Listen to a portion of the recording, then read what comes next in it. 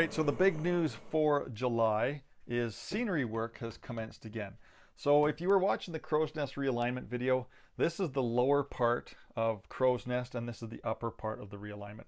I'm going to try to work on the lower part from here down towards Tunnel 7, which is about 15 linear feet of scenery. It's a good chunk of scenery to try to get done. I'm going to have to build probably 800 to 1,000 trees for this area. This is the west side of the Continental Divide, so a little bit more lush. A little bit more greenery and quite a few more trees. So this area here, this is the upper part, and I'm going to save this later, and I'm going to use the Michelle Creek as the demarcation line. So the plan is to go from here down towards the Narrows and towards Tunnel 7, and then from Tunnel 7 work my way back up.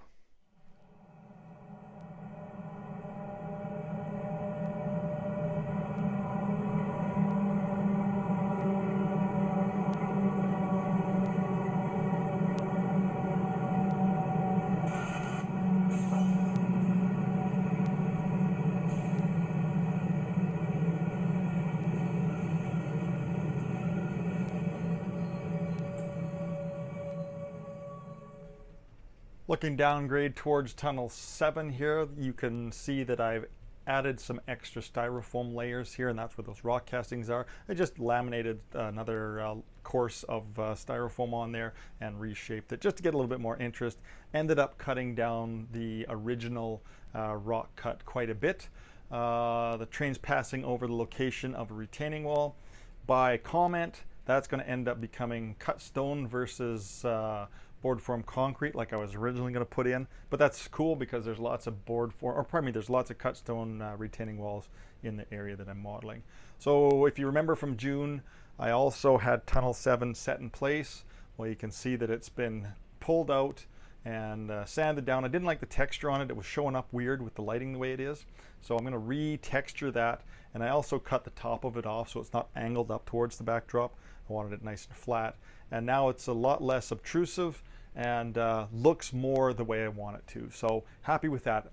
It's never too late to change your scenery, and obviously the sooner you do it, the better off you are. If you guys want to learn a little bit more about why I do my scenery the way I do and how I do it, I've started a series on this area over in the members section, and I'll put a link in the description. You can click on that and see if becoming a member works for you or doesn't work for you.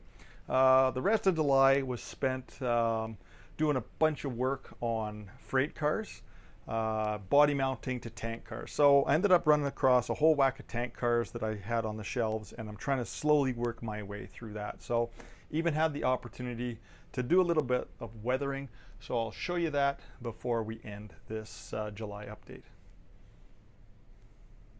So the first two cars in this train are cars that I worked on. These are Athern's ethanol tank, and these have been converted over to Microtrain's body mounts.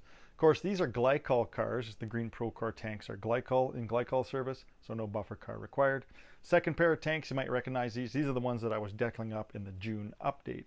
Still piles of tank cars to go. Slowly working my way through the stuff that I've accumulated over the years, trying to whittle that down. August is going to be a busy month. Lots of trees to build and scenery to take care of. So anyway, that's it for this one, everybody. I really appreciate you watching. We'll see you next time.